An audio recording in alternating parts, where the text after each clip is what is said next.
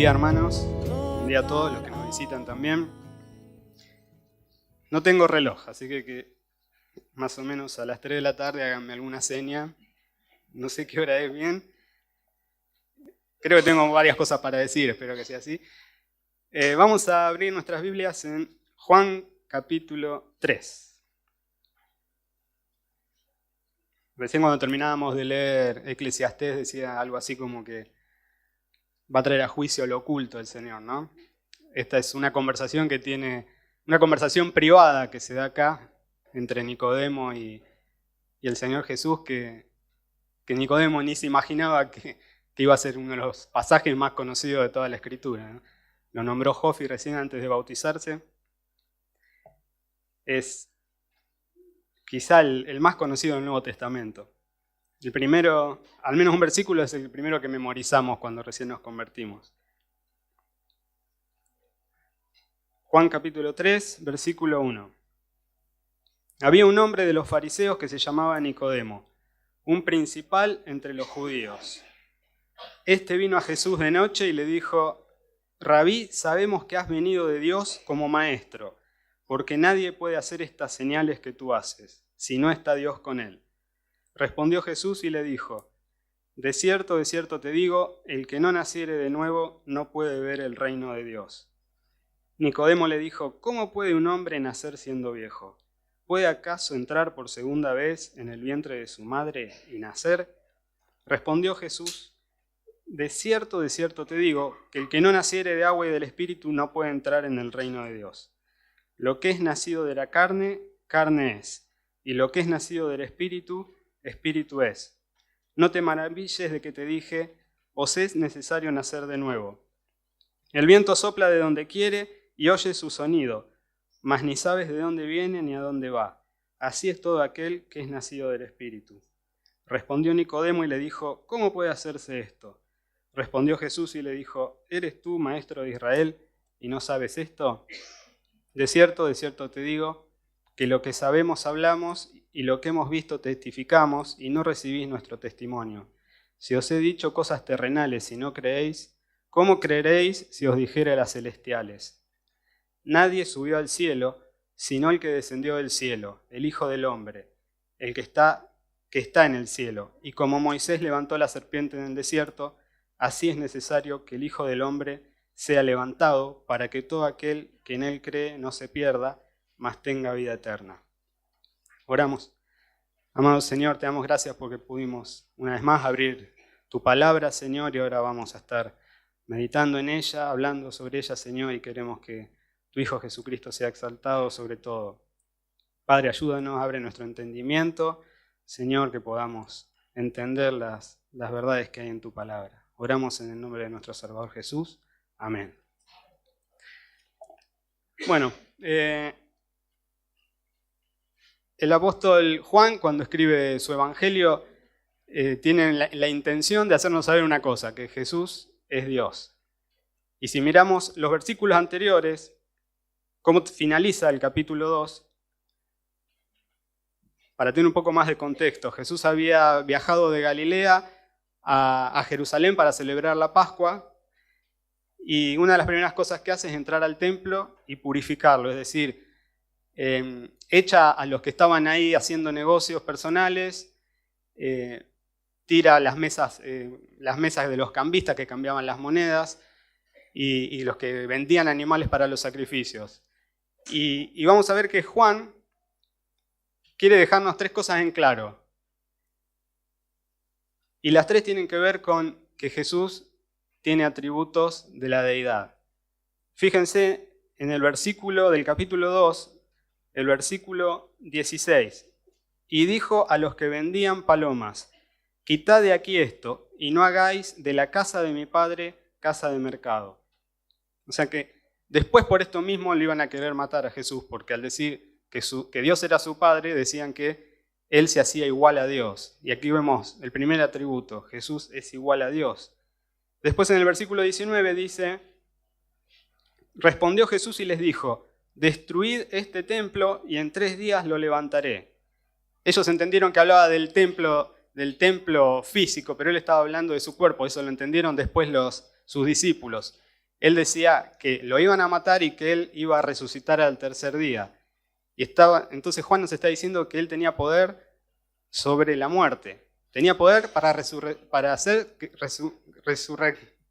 resurrección, para hacer posible su resurrección. Y después, el tercero es en el versículo 23 y 25. Dice: estando en Jerusalén en la fiesta de la Pascua, muchos creyeron en su nombre, viendo las señales que hacía. Pero Jesús mismo no se fiaba de ellos, porque conocía a todos, y no tenía necesidad de que nadie le diese testimonio del hombre, pues él sabía lo que había en el hombre. Entonces acá nos habla de la omnisciencia del Señor Jesús. Él no es un hombre común y corriente, Él es Dios hecho hombre. Y fíjense que ahora Juan va a ilustrar esto con la visita de Nicodemo. Había gente que estaba creyendo, pero superficialmente, por los milagros que Jesús hacía. Creía superficialmente y lo que Jesús estaba buscando era una fe verdadera, una fe que no se mueve por las emociones o por algunos acontecimientos. La fe verdadera no es que es creer en algunas cosas acerca de Jesús, sobre su vida, sino que es mucho más profundo y es lo que Jesús le iba a enseñar a Nicodemo. Dice que conocía a todos y no tenía necesidad de que nadie le diese testimonio del hombre, pues él sabía lo que había en el hombre. Y ahora aparece este hombre que dice en el versículo 1 del capítulo 3, había un hombre de los fariseos que se llamaba Nicodemo, un principal entre los judíos. La secta de los fariseos había comenzado un par de siglos antes del nacimiento de Jesús. Habían tenido una buena intención al principio, que era, se había metido la cultura griega, se habían mezclado con la cultura de los judíos, y ellos quisieron recuperar la cultura judía, y empezaron con una buena intención, pero después le fueron agregando cada vez más reglas estrictas para cumplir, que ya resultaban hasta casi imposibles de cumplir, pero ellos se sentían que así estaban honrando al Señor. Se supone más o menos que en la época de Jesús eran unos 6.000 fariseos, un 1% de la población de Israel, que si bien no es mucho, pero recuerden que el Señor dijo que le dijo a sus discípulos: tengan cuidado con la levadura de los fariseos.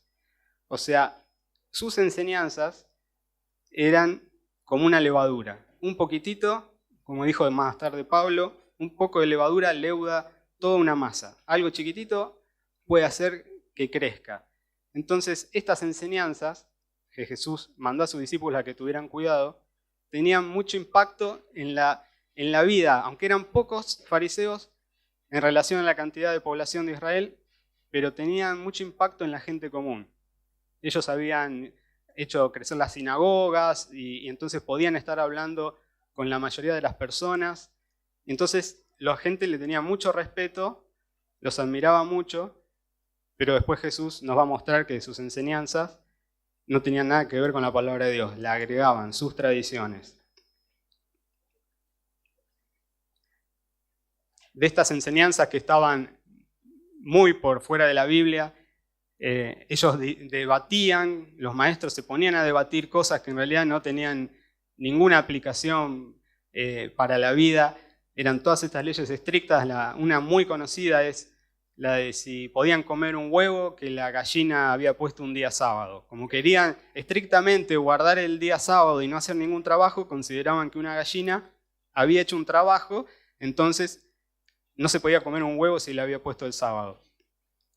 Y después había otros maestros que discutían y decían, bueno, podés comerlo, pero se mata la gallina el otro día. Entonces era todo un conjunto de reglas que después el Señor los iba a señalar con el dedo y les iba a decir, ustedes cuelan el mosquito, pero se tragan el camello. Estaban en las cositas chiquitas, pero detrás no se daban cuenta que estaban dejando pasar un camello enorme y Jesús les dijo que no tenían misericordia de los demás.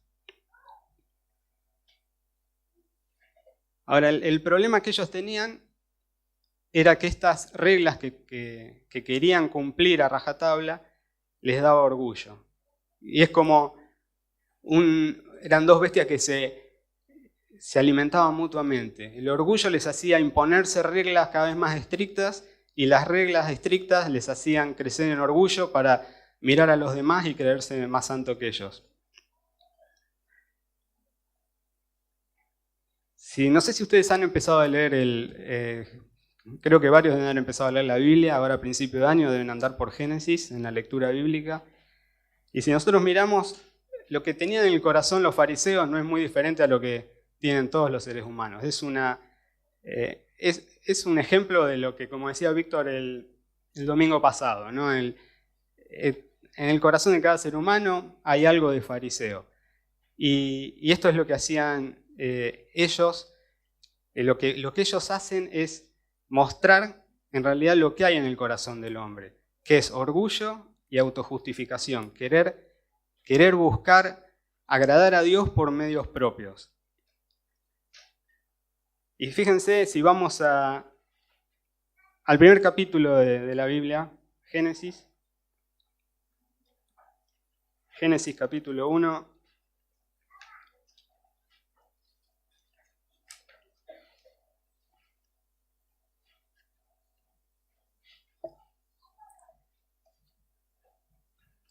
Versículo 31, si no lo quieren buscarlo, léanlo, lo pone ahí en la pantalla.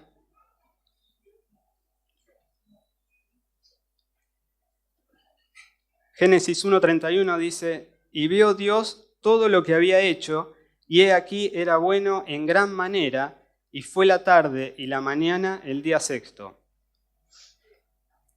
O sea, el Señor cuando descansa el séptimo día puede decir que todo lo que había hecho estaba bien. Después, si pasamos a Génesis 2:25, dice que Adán y Eva estaban desnudos y no se avergonzaban.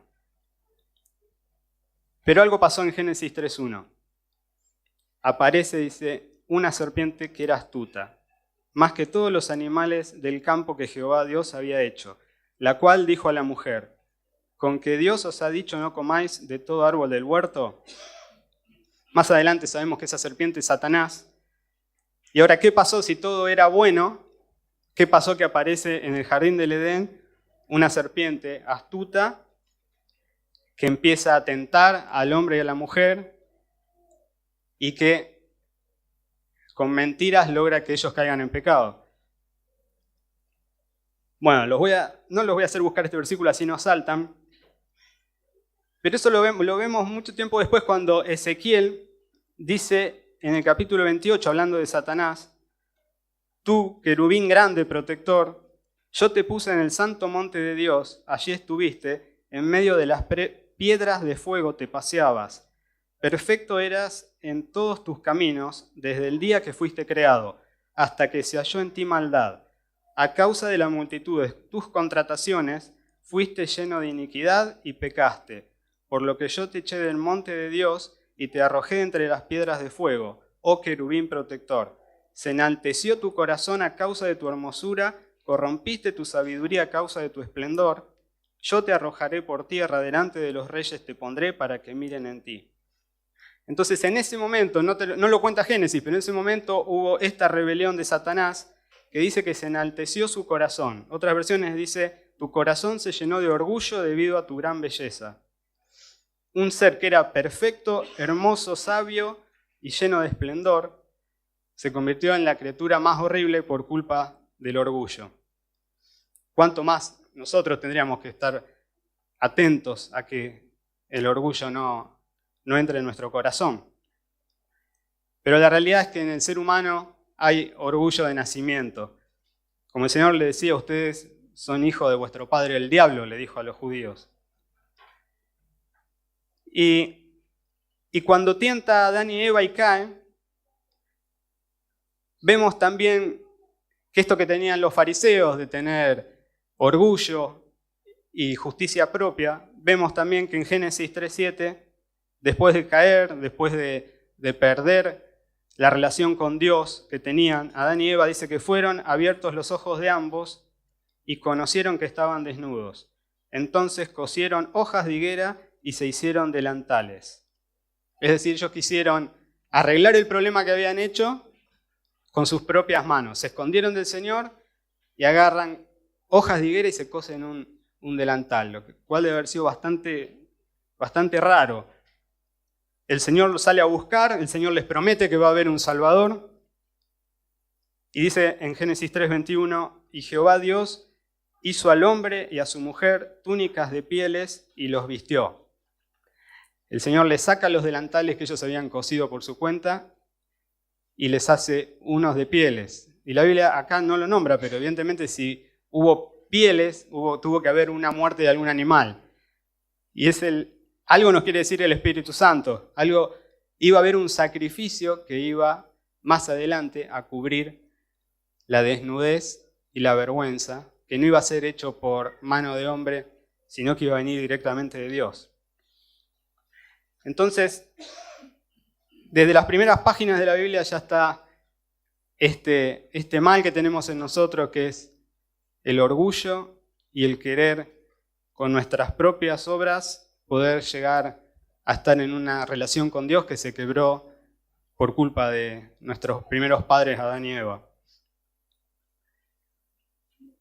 Ahora, si volvemos a nuestro texto, que es en el capítulo 3 de Juan,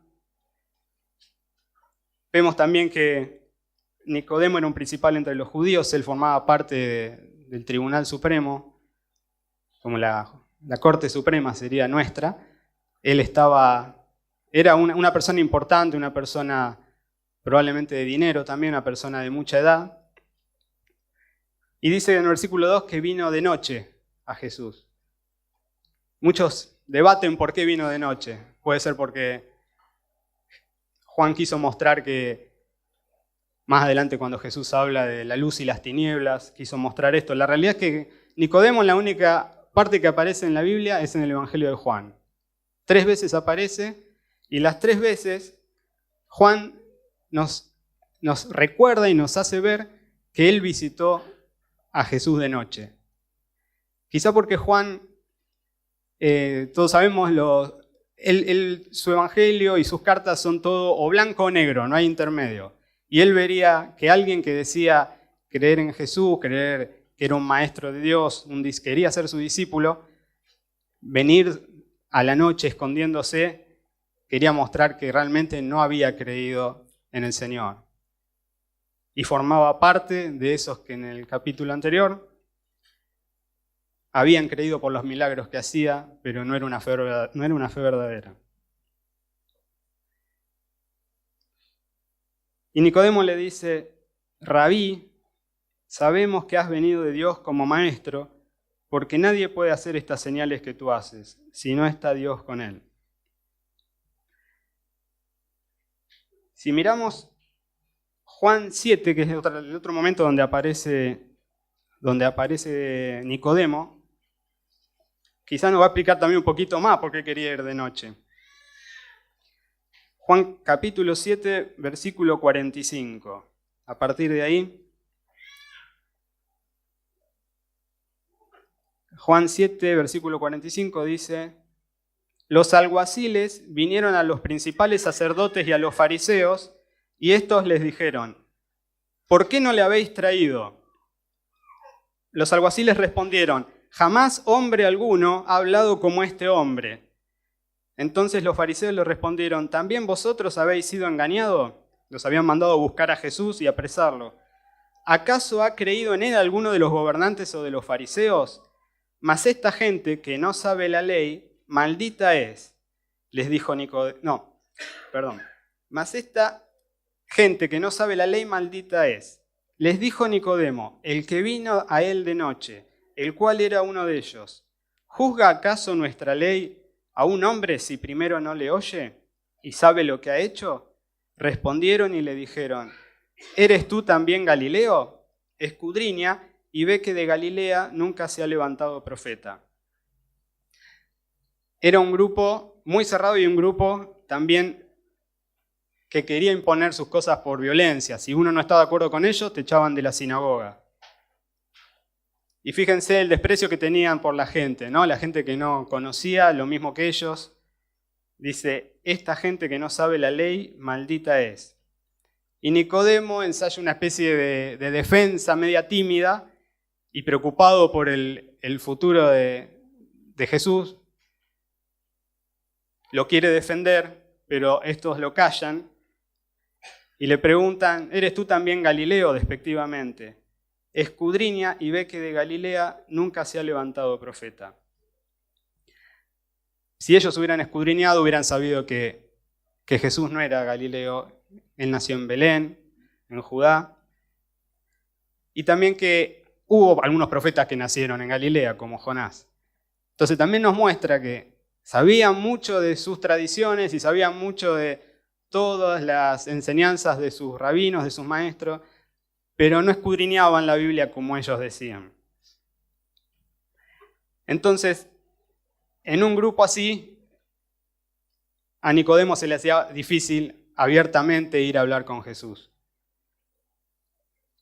Tendría miedo de lo que decían los hombres. Y Jesús buscaba una fe que lo confesara delante de dos hombres a pesar de las consecuencias.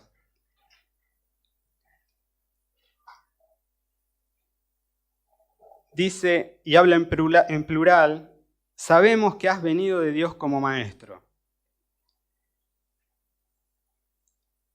Él era uno de los que había antes creído por los milagros que había hecho Jesús. Pero fíjense que cuando habla en plural no sabemos si está hablando de todos los judíos, de los gobernantes, de los fariseos. Pero es como que quiere congraciarse con Jesús y decirle: sé que no sos alguien que está por su cuenta haciendo estas cosas, sos un enviado de Dios. Si fuera que Nicodemo hubiera llegado a una iglesia en esta época, muy probablemente le hubieran dicho: ¿crees que Jesús es un maestro? ¿Crees en él? Vamos a bautizarte. Pero Jesús nunca diluyó su evangelio. Él buscaba un compromiso con él y un entendimiento de cosas que no se pueden por esfuerzo humano, y es lo que ahora va a decirle a Nicodemo. En el versículo 3, Jesús corta lo que Nicodemo estaba diciendo, y parece como que cambiara el tema, porque Jesús le dice: de cierto te digo, que el que no naciere de nuevo no puede ver el reino de Dios. Pareciera ser como que si esto fuera un duelo de maestros con espadas, Nicodemo no alcanzó ni a sacar la suya. No sabemos qué era lo que iba a querer hablar ese día, esa noche. Empezó gentilmente hablando, pero no sabía que delante de él tenía un maestro que no era un maestro común. Tenía una espada más cortante que toda espada de dos filos, que discierne las intenciones, los pensamientos del corazón. Esta vez Jesús iba con una espada a empezar a herirle su orgullo, pero con amor. El Señor lo que quiere es que nosotros estemos pensando en la condición de nuestra alma. No le importa la adulación, las falsas profesiones, lo que podamos llegar a decir. Lo que quiere es realmente que nuestro corazón esté consagrado a Él. Y le dice: el que no naciere de nuevo no puede ver el reino de Dios. Los judíos esperaban este reino. Ellos querían un reino literal, que viniera el Mesías a sacar a los opresores, en este caso, en esta época eran los romanos, y querían que llegara ese momento y lo estaban esperando, y sobre todo los fariseos. Y ellos creían que cuando viniera el Mesías, los primeros que iba a ir a buscar eran ellos, que eran los más conocedores, eran los maestros de Israel. Pero lo que vemos es que Jesús lo pone a todos a la misma altura. Dice: si no nacés de nuevo, no podés ver el reino de Dios. O sea, ellos se habían juntado a debatir, habían analizado y habían dicho: este hombre viene de Dios. Y pareciera como Jesús le dice: no importa mucho lo que ustedes hablen, lo que ustedes digan, lo que ustedes piensen de mí. Si no nacés de nuevo, no podés saber nada de mí. El reino se había acercado de Dios. El rey estaba delante de ellos, pero al rey no podían deducirlo con sus mentes. necesitaban algo sobrenatural, necesitaban nacer de nuevo.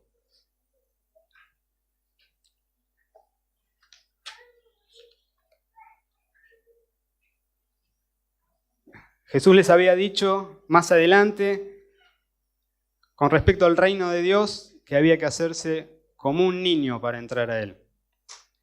Y un día les dijo unas palabras muy fuertes a los fariseos. Les dijo, las rameras y los publicanos van delante de ustedes al reino de Dios. Y eso les tocaba el orgullo porque ellos pensaban que estaban cerca y el Señor les dijo que los más bajos de la sociedad, lo que todos los miraban y sabían que eran pecadores perdidos, estaban más cerca que ellos. Lo que va a empezar a hacer ahora entonces el Señor es herir el orgullo, herir la autosuficiencia de Nicodemo. Nicodemo le pregunta, ¿cómo, en el versículo 4, ¿cómo puede un hombre nacer siendo viejo? ¿Puede acaso entrar por segunda vez en el vientre de su madre y nacer? Es decir, Nicodemo sabía que esto era imposible, está solo siguiendo la forma en que los rabinos argumentaban.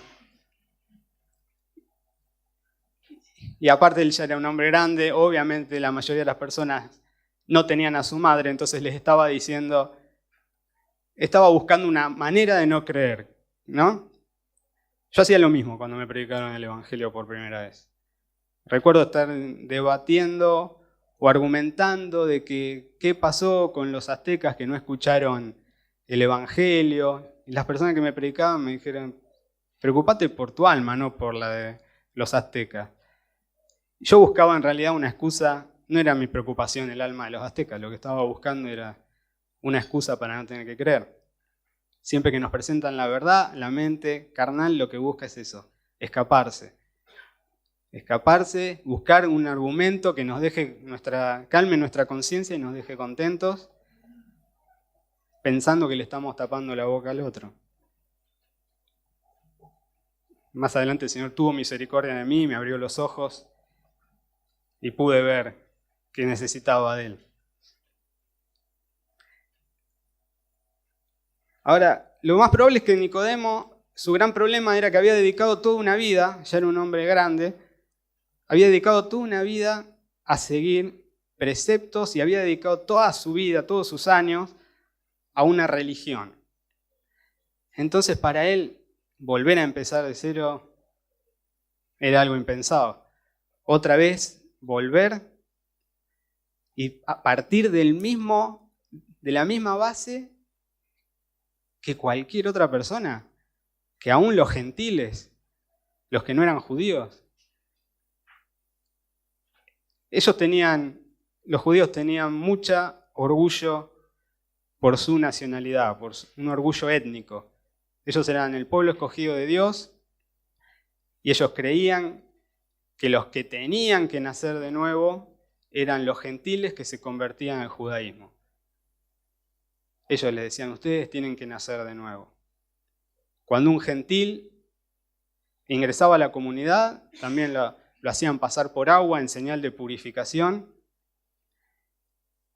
Y entonces Jesús acá lo que hace es decir, no sos distinto a un gentil, por más que vengas con todas tus ropas de maestro, que vengas con todas tus chapas del tribunal, del Sanedrín judío, estás igual, en la misma condición que todos. Tenés que nacer de nuevo.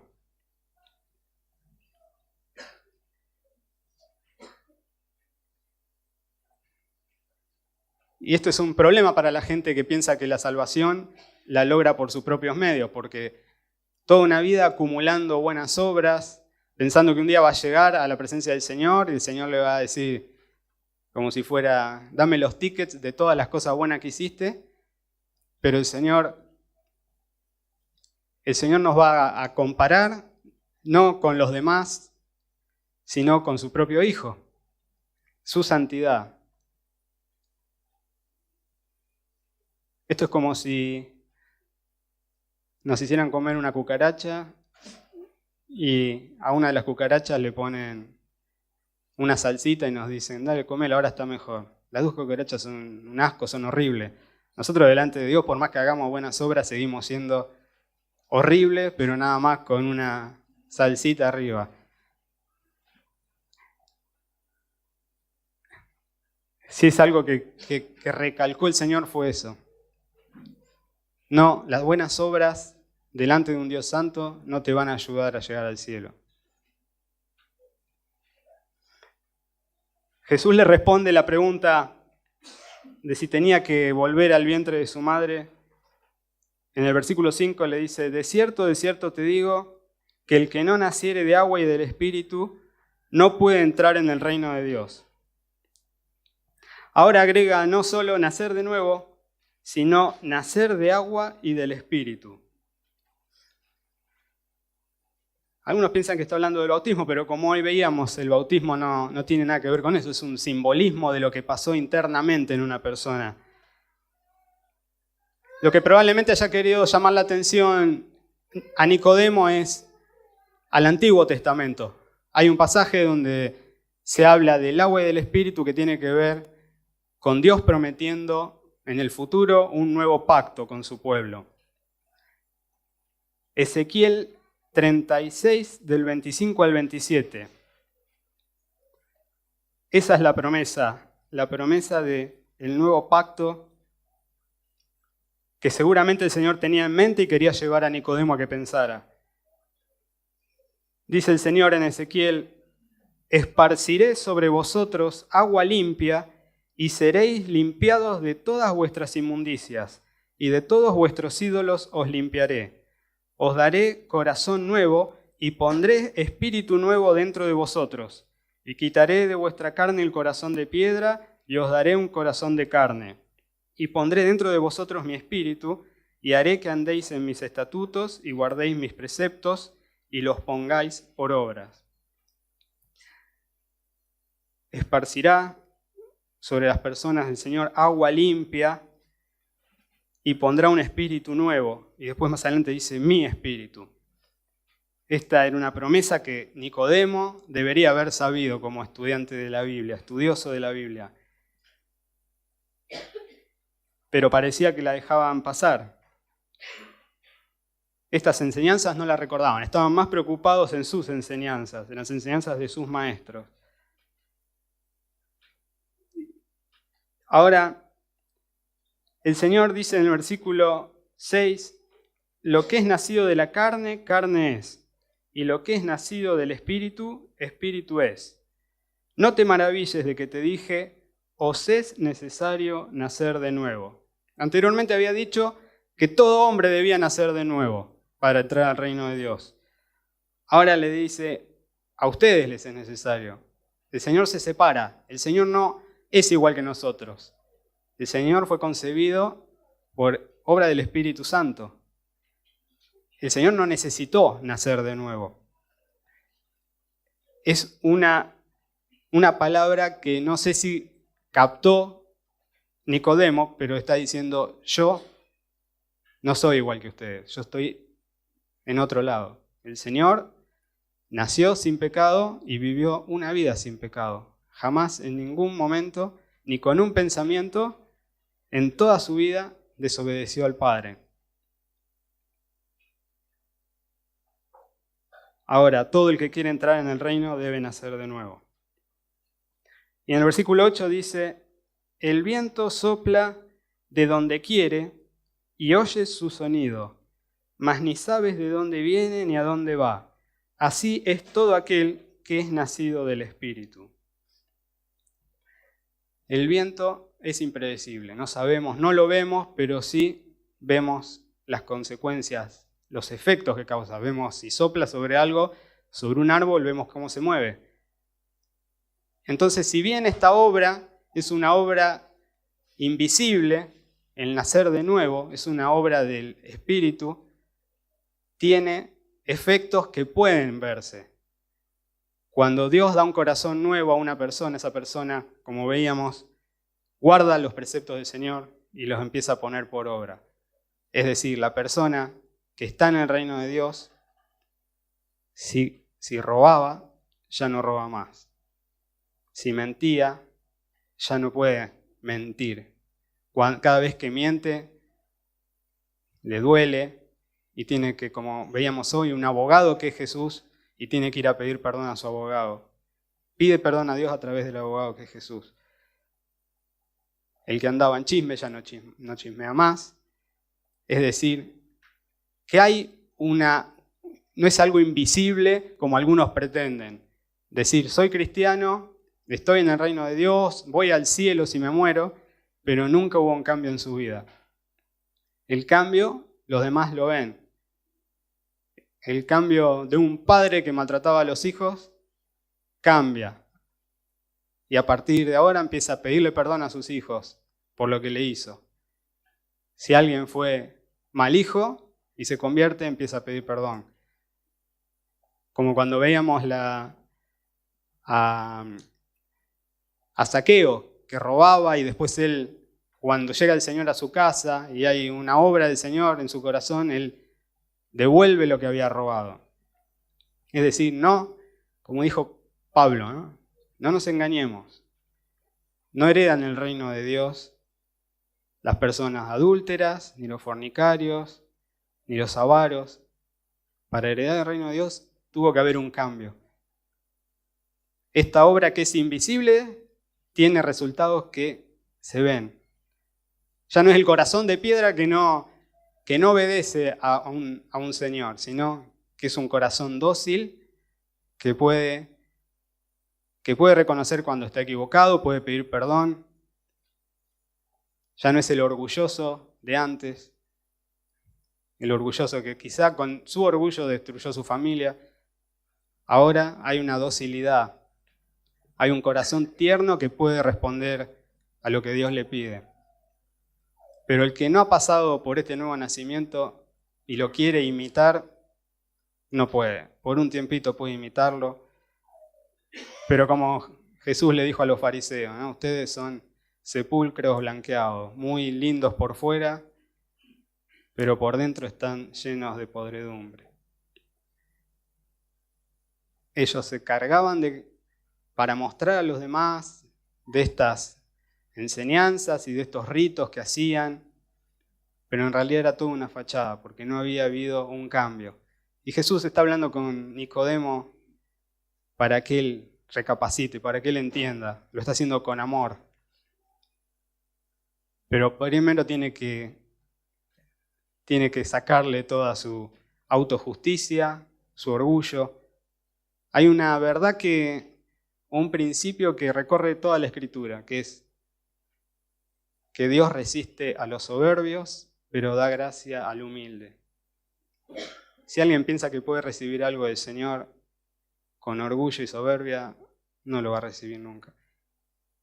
Hay que humillarse. Por eso, para entrar al reino de Dios, una persona tiene que humillarse.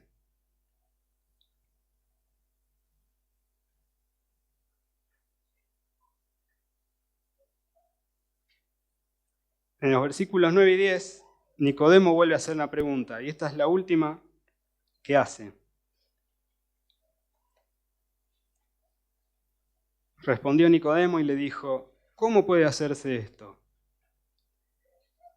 Respondió Jesús y le dijo, ¿eres tú maestro de Israel y no sabes esto? Esta fue la última vez que habla. A partir de acá se dedica a escuchar. El Señor no dice solo, eres tú maestro, dice, eres tú el maestro en el idioma original. Era un maestro muy conocido en Israel, no era uno más. Y lo mejor que pudo hacer ahora es cerrar la boca y dejarse enseñar por el Señor. Algo que muchos tendríamos que aprender. En algún momento de nuestra vida tenemos que cerrar la boca, dejar de argumentar como hacía yo, si los aztecas o no sé qué.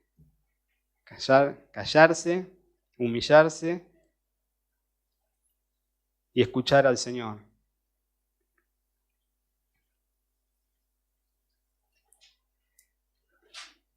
Ahora vamos a ver que no solo era un problema de orgullo.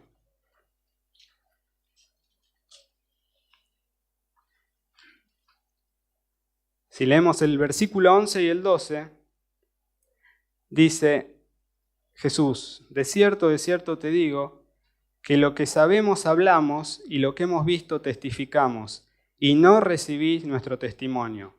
Si os he dicho cosas terrenales y no creéis, ¿cómo creeréis si os dijere las celestiales? Fíjense, todo lo que preguntó Nicodemo, todo lo que habla después de su presentación son preguntas. ¿Cómo puede hacerse esto si tiene que entrar alguien de vuelta en el vientre de su madre? Y uno podría decir, bueno, era una persona ignorante,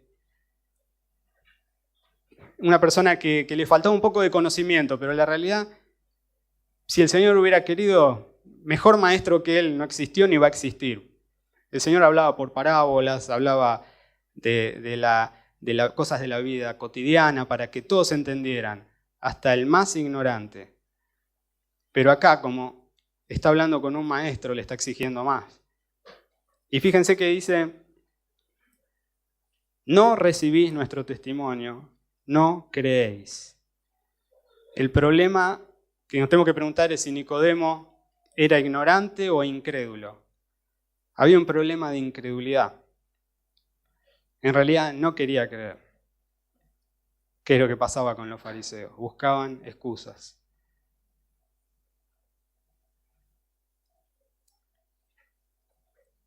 El versículo 13 dice, nadie subió al cielo sino el que descendió del cielo, el Hijo del Hombre que está en el cielo.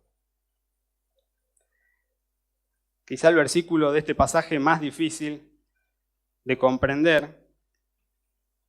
Y un comentarista dice, hay algo paradójico en este lenguaje. Nadie ha subido sino aquel que descendió, aquel que está al mismo tiempo arriba y abajo. Sin duda, Jesús tenía la intención de sorprender y obligar a su oyente a pensar que debía haber elementos misteriosos en su persona. El sentido manifiesto es el siguiente.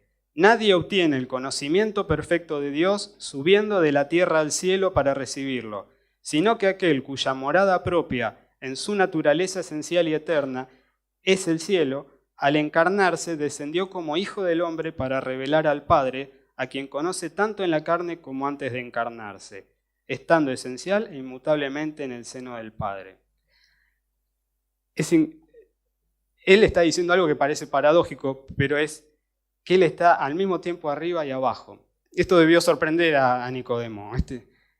En su silencio diría, no estoy hablando con alguien que es un simple maestro que hace milagros. Acá hay algo de la deidad en él. De haber quedado sorprendido. Ahora, si Jesús era quien dice ser, entonces es digno de ser escuchado y digno de ser obedecido. Este era un maestro, el maestro de Israel. ¿Y cuántos otros, por mucho menos, recibieron el perdón y la salvación? El ciego que le dio la vista. Cuando el Señor le da la vista, lo echan los fariseos de la sinagoga por decir que Jesús lo había sanado. Jesús va a su encuentro y le dice, ¿crees en el Hijo de Dios? Y él dice, ¿quién es para que crea? El que está hablando contigo. Y dice que se arrodilló y lo adoró. No había mucho que preguntar, no había cuestiones teológicas, nada. ¿Por qué? Porque Dios resiste a los soberbios, pero da gracia a los humildes. Y en los versículos 14 y 15, el Señor dice, como Moisés levantó la serpiente en el desierto, así es necesario que el Hijo del Hombre sea levantado, para que todo aquel que en él cree no se pierda, mas tenga vida eterna. Y ahora el Señor lo lleva a un relato de los primeros libros de la Biblia, cuando Israel estaba en el desierto, que estaba había salido de la esclavitud de Egipto, para entrar a la tierra prometida y estaba dando vueltas en el desierto. Y fíjense que siempre fue un pueblo rebelde. Y por haber hablado en contra del Señor, por haberse quejado de que la comida no era lo que ellos esperaban, porque los había sacado de Egipto, el Señor les manda unas serpientes mortales, que cada vez que mordían a alguien en el pueblo se moría. Cuando Nicodemo escucha esto, otra vez es un ataque a su orgullo, ¿no? Le está diciendo, vos sos como esos que en el desierto desobedecieron al Señor. Esos que se quejaban, no sos mejor que ellos. Y esto es algo que todos en algún momento pensamos que tenemos más posibilidades de entrar al cielo que otros, solo porque no somos tan desastrosos, ¿no? Yo conocí a un hombre que él estaba dispuesto a creer que era pecador, decía no todos somos perfectos, todos cometemos errores, estaba dispuesto a creer que Jesús había muerto, que había resucitado, que era Dios, con su mente, ¿no? Creía todas estas cosas, creía que había un perdón para él, pero lo que no estaba dispuesto a creer, que ese mismo perdón que había para él, estaba disponible para un ladrón o para un asesino en el último momento de su vida. Y ahí salía a la luz que él se creía mejor que los demás.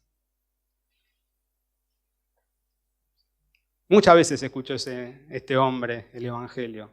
Yo estuve presente de diferentes formas, pero él no. Cuando llegábamos a ese punto, decía, no, yo no puedo creer en esto. Porque confiaba en él y en lo que él había hecho bien durante toda su vida. Si él hubiera sido el asesino, probablemente pensaría distinto. Pero es el orgullo de vivir una mejor vida que el de al lado.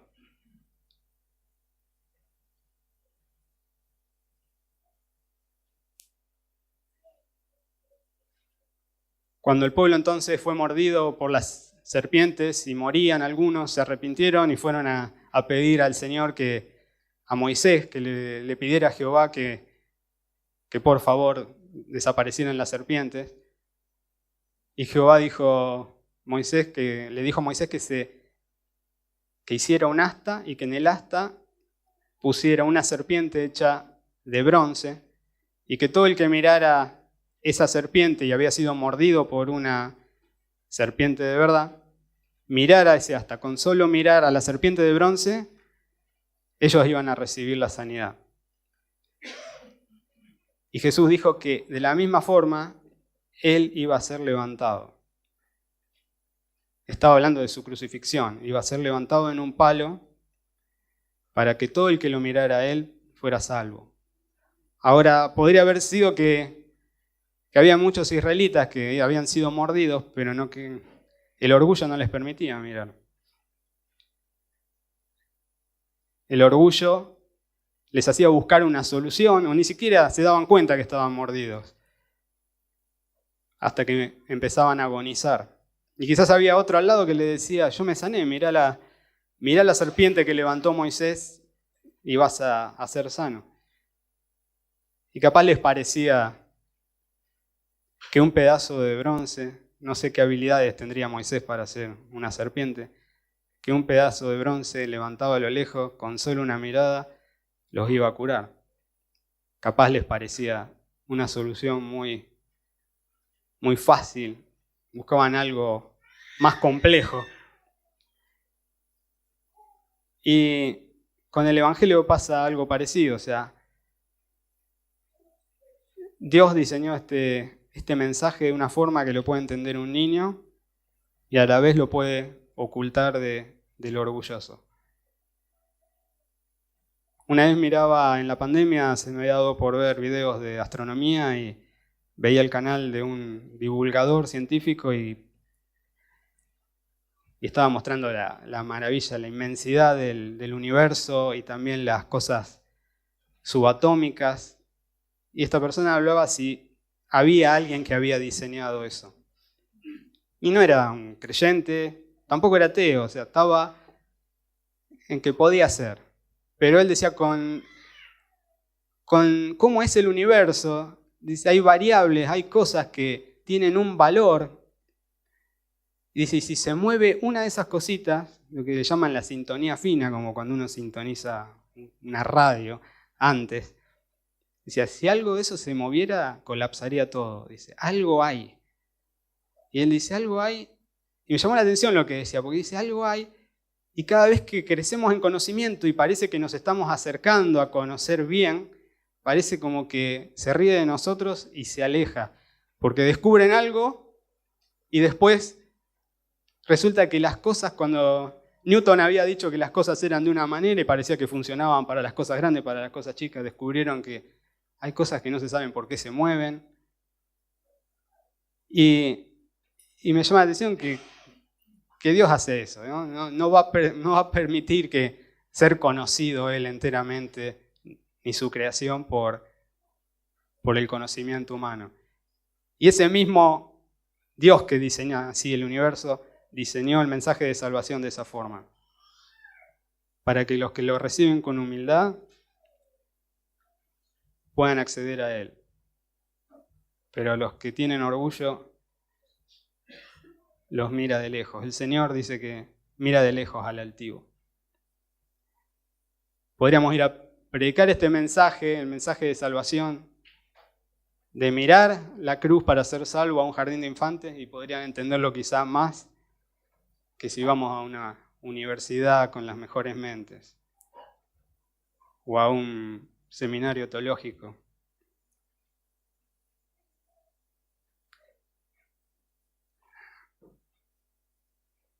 Si miramos algunas manifestaciones del orgullo, ¿cómo se manifiesta el orgullo en una persona?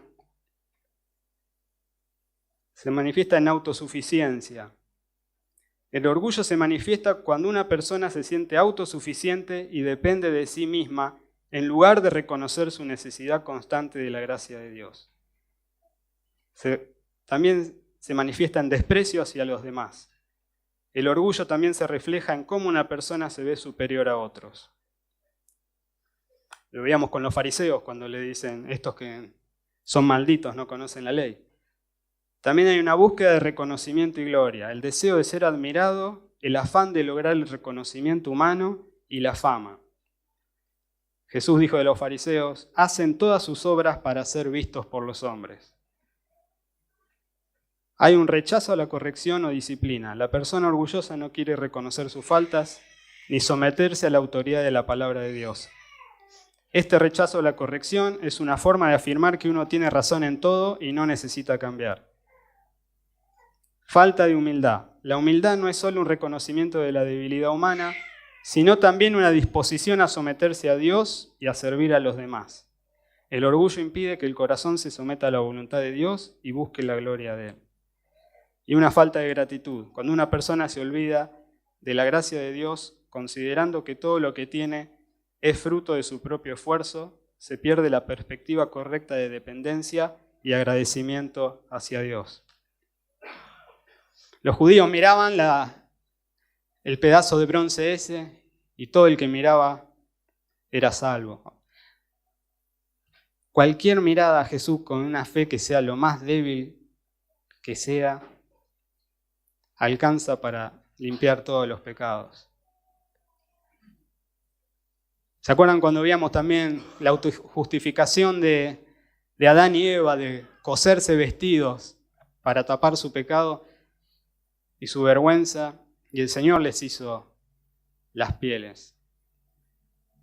¿Se acuerdan del sacrificio ese? Es el mismo sacrificio que Jesús hizo para tapar nuestra vergüenza, para que todo el que cree en Él tenga vida eterna.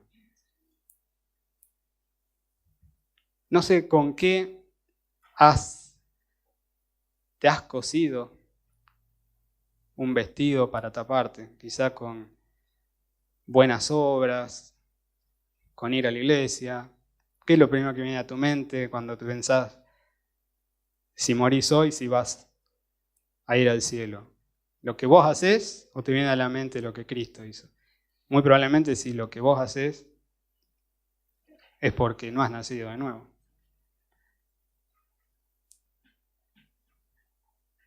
Si el mensaje te parece muy obvio, te parece que no es para tu mente, que es solo para gente que no tiene mucha viveza, probablemente es porque no hayas nacido de nuevo.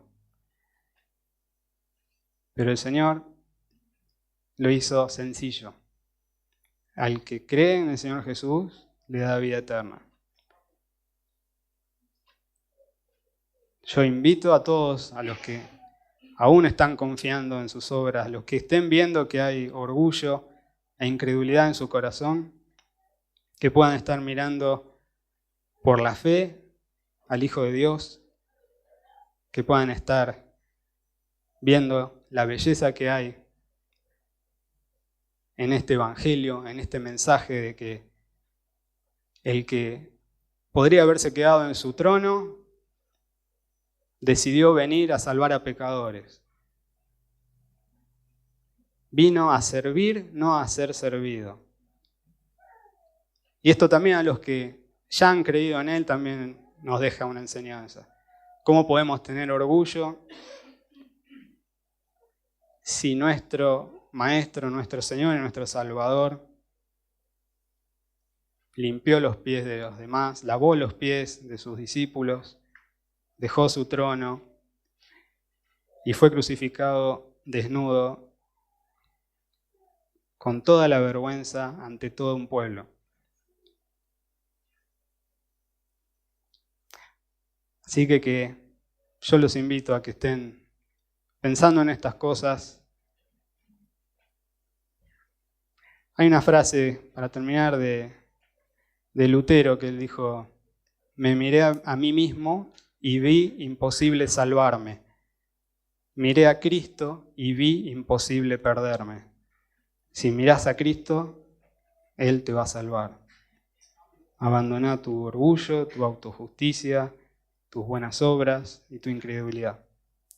Oramos. Gracias, Padre, porque, como dijo el Señor Jesús, escondiste este mensaje de los sabios y entendidos y decidiste mostrárselo a los niños, Señor. Queremos agradecerte porque tú eres bueno, tú eres misericordioso, Señor, y tú enviaste un Salvador para salvar a los que no lo merecíamos, Señor. Señor, gracias porque Jesús derramó su sangre a favor nuestro, Señor, y resucitó al tercer día, tenía poder sobre su vida para resucitar, Señor, y hoy está sentado a tu diestra. Oramos, Señor, pidiendo que abras los ojos de aquellos que aún no han creído. Señor, que ellos estén meditando en estas cosas, estén meditando en su vida eterna, en qué pasaría si hoy los llamaras a su presencia, Señor. ¿Con qué estarían vestidos delante de ti? ¿Con una ropa cosida por ellos o con la ropa que da Cristo de su justicia, Señor? Oramos, Señor, para que tengas misericordia de todos nosotros, en el nombre de tu Hijo Jesús. Amén.